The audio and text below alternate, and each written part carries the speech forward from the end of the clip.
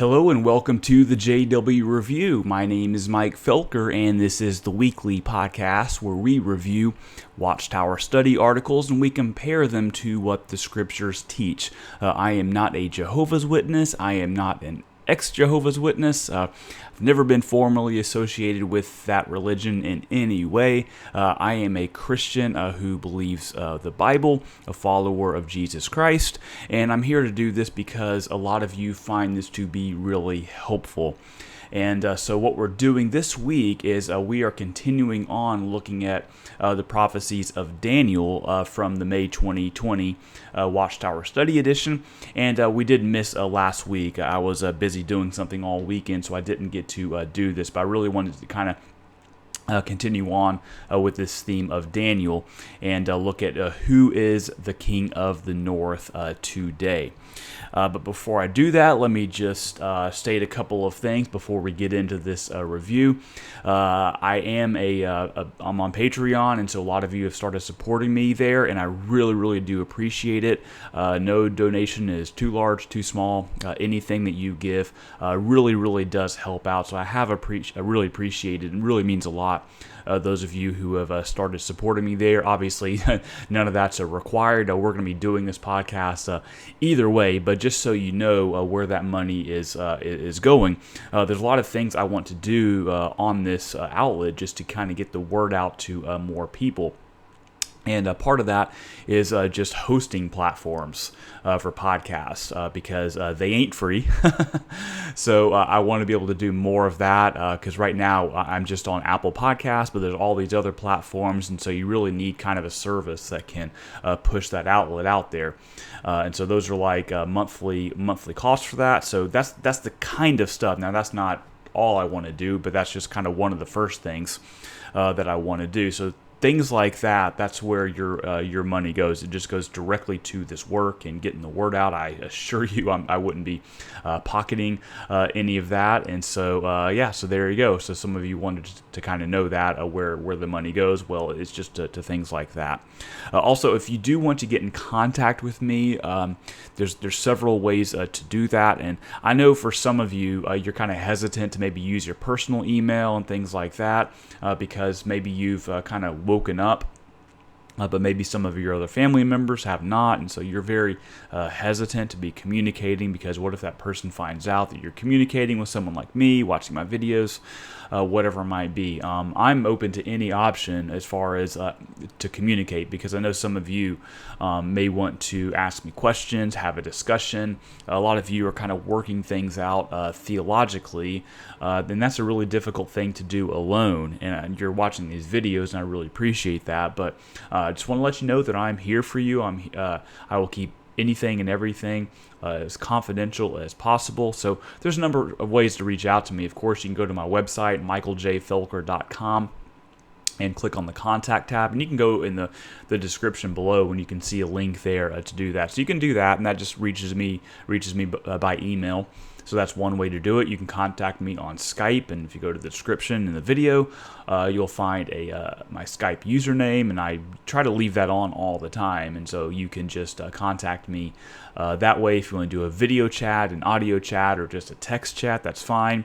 Any of the chatting apps out there, I'm on those as well, like WhatsApp. So there's all these different ways that you can contact me if you have questions. So don't do this journey alone. It's really hard, and I know you need support. I know it's difficult. I've never experienced what you're going through, but I can just imagine that it's very difficult for a lot of you because you've really woken up to the truth about this organization, about the Watchtower, and what's going on. So don't feel like you've got to do this alone. I really am here for you, and I really do want to help you. And another way I can help you is by covering topics that you find to be valuable and beneficial. So if you have an idea for articles that you want me to review, or even videos, things like that, please submit those to me, because if I don't know about those, I'm going to keep on doing weekly reviews. And so I'm typically doing a review of this week's Watchtower study article, unless that article just doesn't really have any meaty content, anything that I can really dig into, right? So, I mean, those are the good opportunities to where if you submitted me an article, I can review that article, all right, or review that video.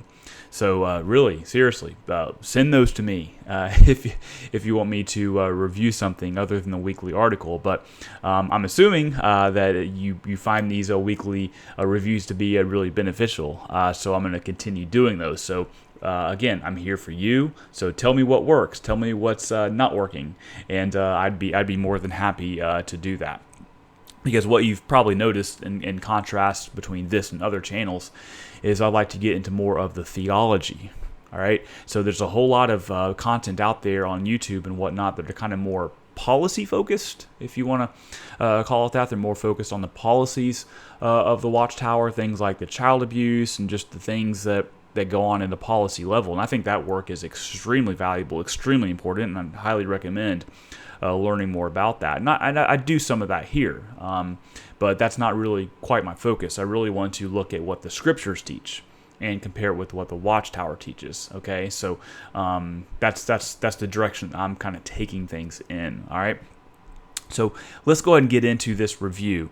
And really, a prerequisite for this review would be watching the last review I did on the previous article, because that's going to kind of introduce Daniel's prophecy and how we are to interpret that.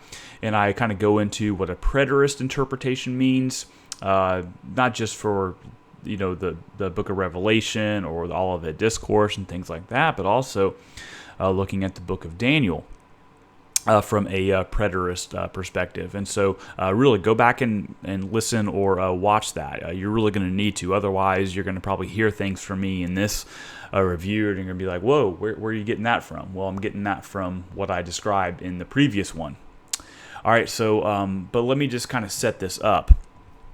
Just to kind of summarize, all right, what the Watchtower is wanting to do with the book of Daniel is they're wanting to find the greater fulfillment, the final fulfillment. Now, typically when you look at dual fulfillments, which I do think are in the scriptures, usually the secondary fulfillment is the greater fulfillment. I mean, think about the prophecies of the Messiah.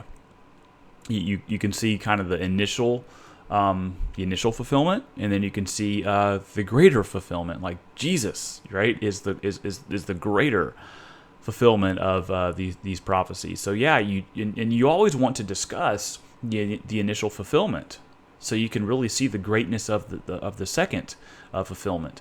Now, what I'm going to emphasize though is you shouldn't be looking for dual or secondary or greater fulfillments or types and antitypes unless the scripture is telling you to look for those things. You can't just make stuff up.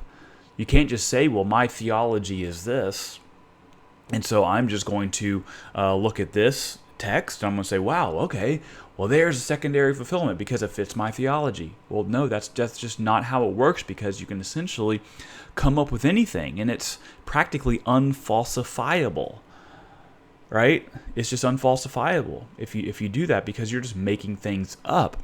And I think what the Watchtower is doing in the book of Daniel is no exception. They're just assuming that there is a modern day fulfillment.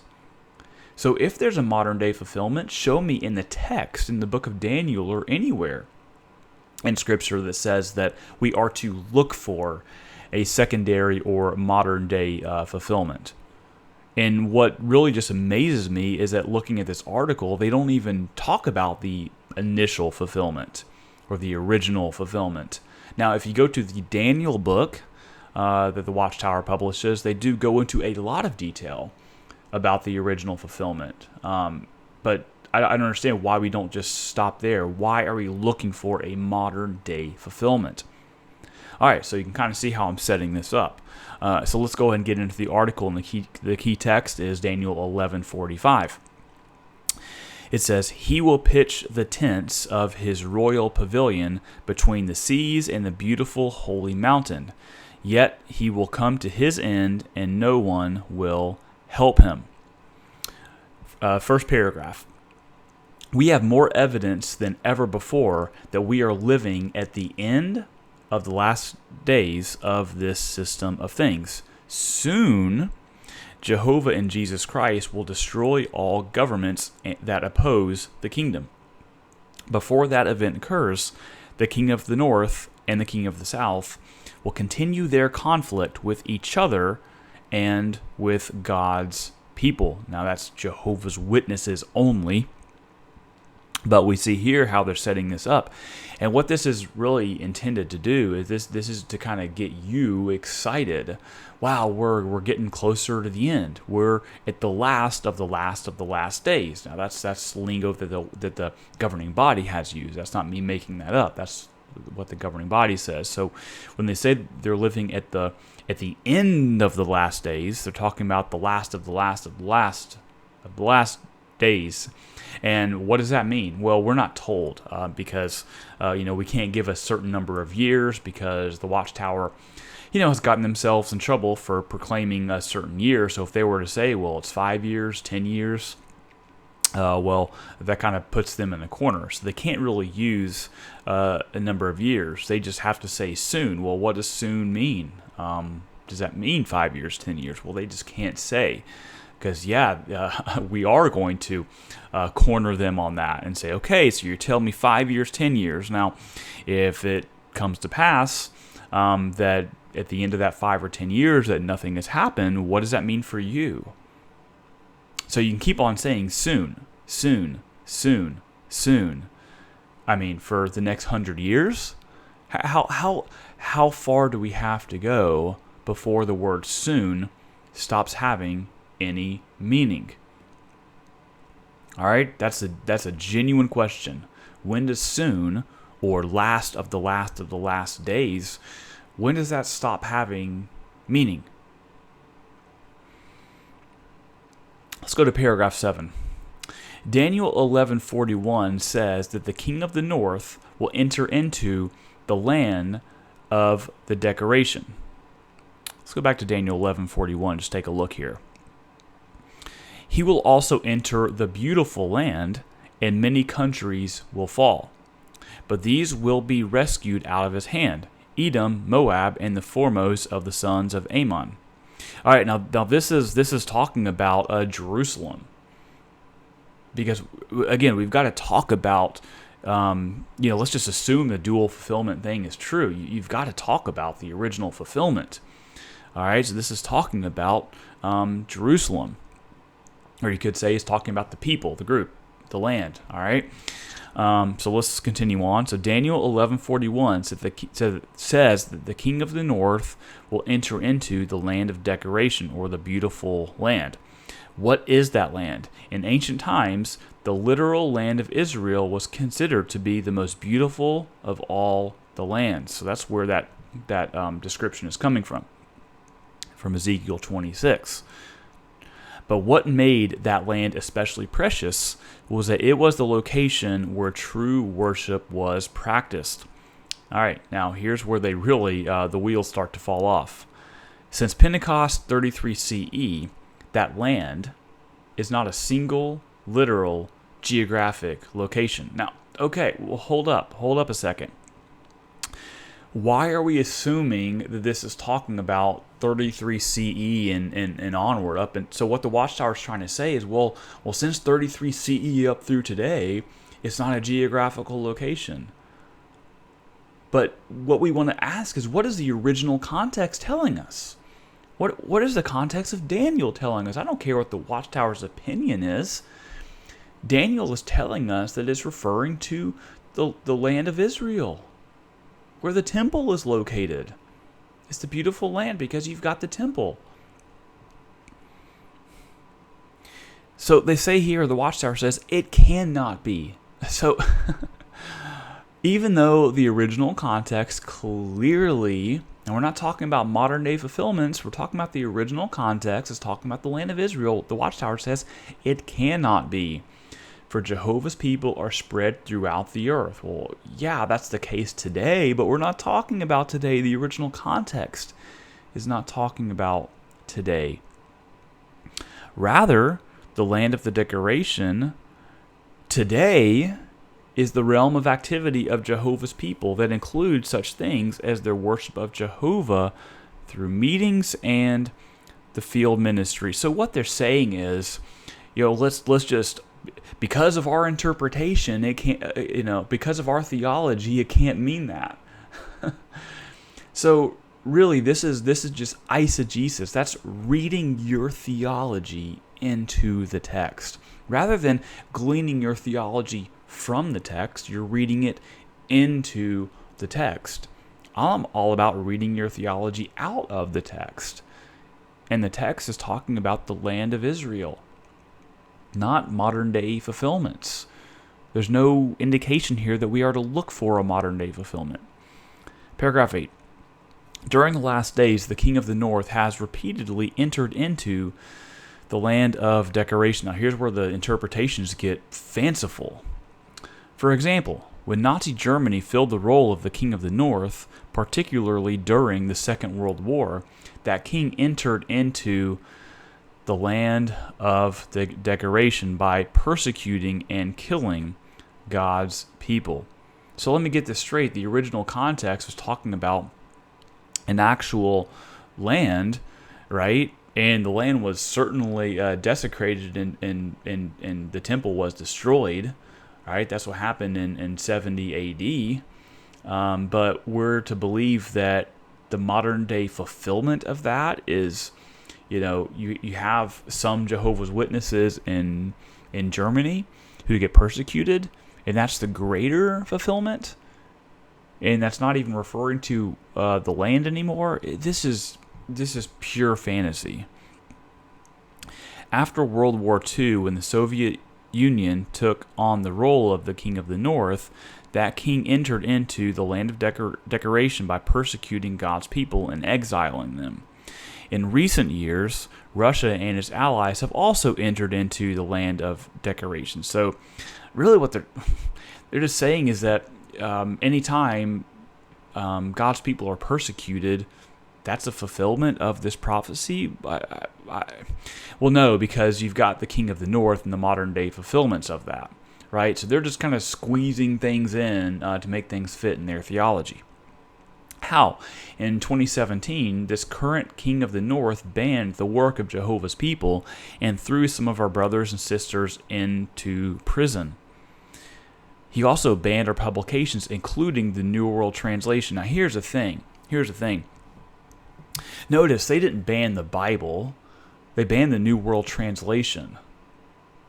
As if you've got to have the New World Translation. I'm not advocating that the banning of the New World Translation or anything that happened in Russia. I mean, what happened to the Jehovah's Witnesses in Russia was terrible, unjustified, uncalled for, right? Totally wrong. But my goodness, like if my particular Bible got banned, no problem. I'll pick up another translation and I'll be fine. No problem. I mean, yeah, it's persecution, sure, but anyway, further, he confiscated our branch office in Russia as well as kingdom halls and assembly halls. After these actions in 2018, the governing body identified Russia and its allies as the king of the north. So according to the Jehovah's Witnesses, you just get to do that. You just get to say, oh, yep, there's the king of the north, rather than looking at Daniel and looking at the context of Daniel and looking where the prophecy of Daniel identified the king of the north in Daniel's day or the days immediately following Daniel's day. However, even when Jehovah's people are severely persecuted, they refuse to participate in any action to subvert or change human governments. Now that's really, really interesting. They don't want to subvert or change human governments, but look at how much time and money are spent in the courts. And rightfully so. I'm glad they're doing that. So why would they say they're not there to change human governments when the Jehovah's Witnesses go into the courts to fight for their rights? Aren't they trying to persuade the human government? All right, it's like they're appealing to Caesar, and I'm glad they are. They should do that. But why would they say they're not trying to subvert or change human governments when it seems like in the court systems, all these court battles, that is exactly what they're trying to do. They're trying to, use the law and take advantage of the law, right, to fight for their rights, which is, I think, a totally righteous action. I'm glad they're doing that. So why would they use this language of not wanting to change human government when that's exactly what they're doing? Rather, they follow the Bible's counsel to pray for all those who are in high positions, especially when such ones are making decisions that could affect freedom of worship. All right, paragraph 11. Read Daniel 2:43 through 45. So let's do that. And in that you saw the iron mixed with common clay. They will combine with one another in the seed of men, but they will not adhere to one another, even as iron does not combine with pottery. In the days of those kings, the God of heaven will set up a kingdom which will never be destroyed, and that kingdom will not be left for another people. It will crush and put an end to all these kingdoms, but it itself will endure forever. Inasmuch as you saw that a stone was cut out of the mountain without hands, and that it crushed the iron, the bronze, the clay, the silver, and the gold, the great God has made known to the king what will take place in the future. So the dream is true and its interpretation is trustworthy.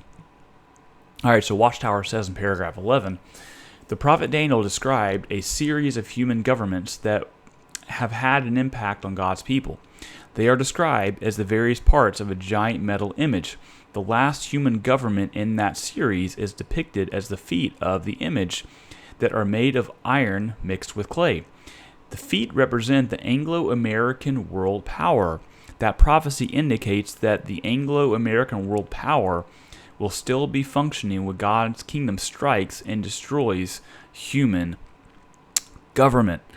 So again, they don't describe the original fulfillment, which I think is the only fulfillment, is the original context. I don't think there's a dual fulfillment to be read here. But again, they just go into this. So the Watchtower is moving you to kind of just forgetting about the original fulfillment. That's what they're doing here. They don't want you to think about that. They just want you to think about the greater fulfillment, which is wrong to do. They should not be doing that.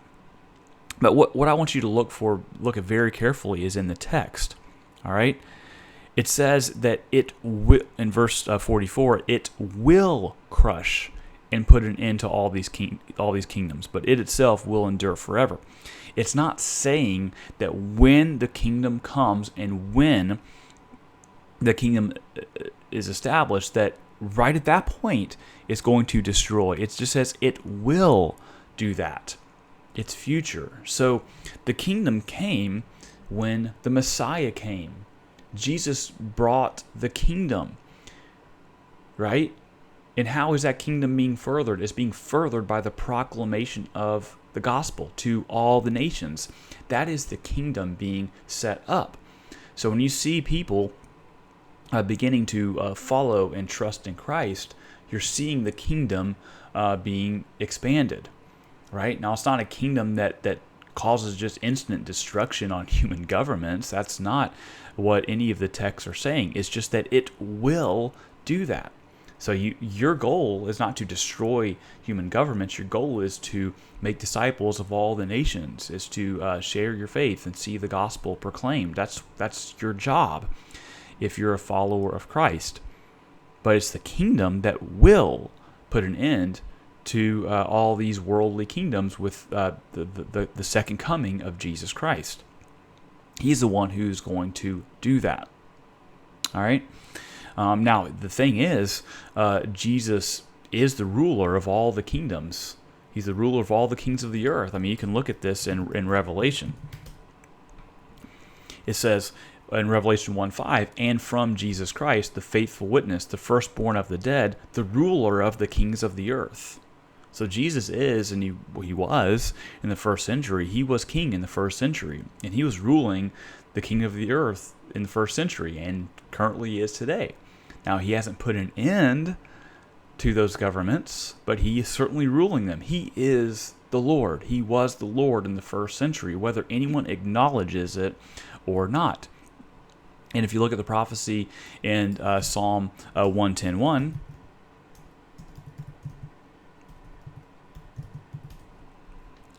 It says, Jehovah says to my Lord, sit at my right hand until I make your enemies a footstool for your feet. Jehovah will stretch forth your strong scepter from Zion, saying, rule in the midst of your enemies. Rule in the midst of your enemies. It means the enemies are still around. They're still there. They may not acknowledge Jesus, but Jesus is their ruler. He is their Lord. And that's part of the message that we're proclaiming, is that Jesus is Lord. And you can either submit to that or not submit to that. But that is the message. That is the message of the kingdom. That's the kingdom message that you should be proclaiming, is that Jesus is Lord. He is ruling you. And that's why Romans 13 can say what it says. Romans 13:1. Every person is to be in subjection to the governing authorities, for there is no authority except from God, and those which exist are established by God. Right? They're established. Even in Romans 13:4, it says, it is a minister of God to you for good. The law, those authorities, those are God's ministers. So you can see this theme all throughout Scripture. I'm only scratching the surface, right? And so Jesus was Lord and ruling in the first century. And that's why these texts can say what they're saying. So when the kingdom came, it didn't destroy the human governments. It will in due time, but that's not what the texts say. Paragraph 14. That coalition of nations will make one final all-out assault on God's people. What will provoke the attack? Speaking of this time, the Apostle John saw a storm of unusually large hailstones raining down on God's enemies. That symbolic hailstorm may take the form of a hard-hitting judgment message delivered by Jehovah's people. It could be that this message provokes Gog and Magog into attacking God's people with the intention of wiping them off the earth. Now, this is amazing to me, because the Watchtower, basically, when it comes to the book of Revelation, they just kind of pick and choose where they want the imagery to be literal. Really, they're picking and choosing. Even if a text just says that something is causing destruction and death and whatnot, the Watchtower can pick whether they want that to be literal destruction and death and mayhem, or they can say, well, no, it's more about just a message. Now, one thing that I've just come to understand about Jehovah's Witnesses is they've never been hard hitting, right? Now I'm just trying to say this in a very careful way, because I don't want to misrepresent it. But think about this. Have you ever had Jehovah's Witnesses come to your door and give a hard-hitting message? Now, it might have been the case that they did that way back in the day, right? Let's just say before the 1950s. I think things back then were just very, very more forthright. I think like Judge Rutherford was just very, very straightforward, right? And they were probably a lot more aggressive in their preaching work. But today, I don't see it. I don't see their message, at least in their door-to-door ministry, as being hard-hitting. They're very generally kind people. They're not trying to be overly confrontational. They're trying to kind of build a common ground, to start a discussion and things like that. Because most people don't even get past those initial discussions with Jehovah's Witnesses. They really don't. Right? They really don't. And so once people kind of accept the message, then they go to have a book study. But where today do you see hard-hitting messages that can be compared to hailstones causing destruction? I don't see this. I don't see Jehovah's Witnesses out there proclaiming these loud, hard-hitting messages. If they were, I could imagine what that could look like. I could imagine them going in public places on megaphones proclaiming these judgment messages. But no, you see Jehovah's Witnesses out there standing next to carts with literature, saying practically nothing. People just walking by. So where are these hard-hitting messages of judgment by Jehovah's Witnesses that can be compared to hailstones. Well, maybe that's just, during the Great Tribulation and things like that, when you've got the real assault on God's people and Gog and Magog in that attack. Okay, right? But why then? Why then and not now? Right? I mean, if Jehovah's Witnesses are going to be proclaiming that hard-hitting message of judgment, what's preparing them to do that? Because what they're doing right now doesn't seem to be preparing them, because they're just knocking on doors, trying to find some common ground and sharing their message about God's name and things like that, or they're standing by a literature cart. So I don't know. I just think this is interesting, where they kind of pick and choose what they want, where they want the imagery to be literal. And I've just never seen a Jehovah's Witness message at my door or anyone else's door, even heard of one that can be compared to hailstones, right? So I just don't see it. I just don't see it. Paragraph 17. The very next verse in Daniel's account gives more details about how the king of the north and his allies will come to their end and how we will be saved. What does this verse mean? Michael is another name for our ruling king, Christ Jesus. He has been standing in behalf of God's people since 1914, when his kingdom was established in the heavens. So Daniel 12:1 says, "Now at that time Michael, the great prince who stands guard over the sons of your people, will arise, and there will be a time of distress such as never occurred since there was a nation until that time. And at that time, your people, everyone who is found written in the book, will be rescued." So you see Michael here, but absolutely nothing saying that Michael is another name for Jesus or another name for the Messiah. Nothing like that. All right? Nothing like that at all. Paragraph 18. We can face the future with confidence because both Daniel and John confirm that those who serve Jehovah and Jesus will survive this unparalleled time of distress. Daniel says that the survivors will have their names written down in the book. How do we get our names written in that book? We must give clear evidence that we have faith in Jesus, the Lamb of God.